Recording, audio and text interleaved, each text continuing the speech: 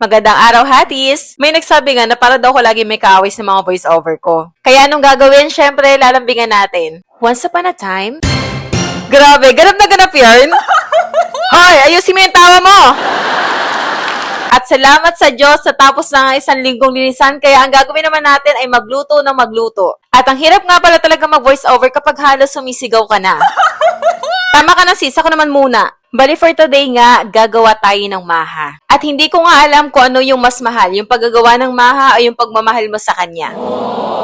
Okay ka, tama na usapang pag-ibig na yan dahil baka may mag-iyakan dito. Bali first time nga namin magluluto ng maha. Linggo ngayon at may bagyo, hindi kami makalabas, kaya naisipan na lang namin magluto ng maha. Dahil first time nga namin magluluto ng maha, so nanood na lang kami sa YouTube kung paano siya gawin. Akala ko personally mahirap siyang lutuin, pero madali lang pala. Imimix mo lang pala yung gata, yung cornstarch, mais, at condense. Bueno, hindi talaga ako yung nagluto, pero yun yung mga natatandaan ko. At dahil nagluto kami ng maha, naalala ko nung bata pa kami ng ate ko. Nung mga bata pa kami ng ate ko, naglalako nga kami ng maha. Bali yung maha, luto siya ng lulalulahan at iyatiyahin namin ng kapatid ko. Inaangkat namin siya, 2 pesos ang isa, pero nabebenta namin siya ng kapatid ko ng 5 pesos ang isa. On top of that, may bukod pang bayad sa amin ng kapatid ko sa pagtitinda ng maha. At pinapala ko siya sa amin bandang hapon na kapag hindi na siya mauubos. So elementary pa kami ng ate ko noon at sobrang mahiyain ko talaga nung bata pa ako. Pero kahit mahiyain ako, wala kaming choice, kailangan namin kumita ng pera. Mahirap lang yung buhay namin noon, kaya kung ano yung kinikita namin sa pagtitinda ng maha, doon lang namin kinukuha yung ibibili ng mga bagay na gusto namin. Tulad ng laruan at ng pagkain. Though hindi naman kami nauubusin ng pagkain sa bahay noon, pero may mga pagkain na gusto kasi naming tikman tulad ng candies, chicherya, mga ganyan. Minsan binibili ko rin siya ng gamit sa school tulad ng lapis at ng papel.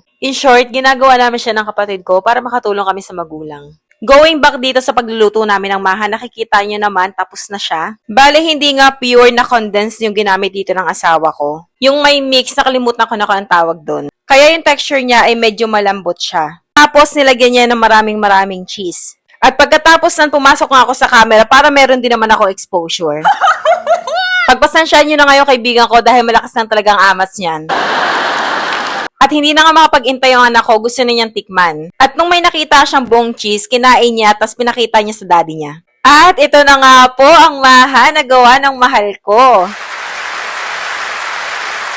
Ngiting tagumpay ang person. Bale, ref lang namin yan for a while at mamaya namin kakainin. Kaya hanggang dito na lang po muna. Don't forget to follow me and see you in the next one.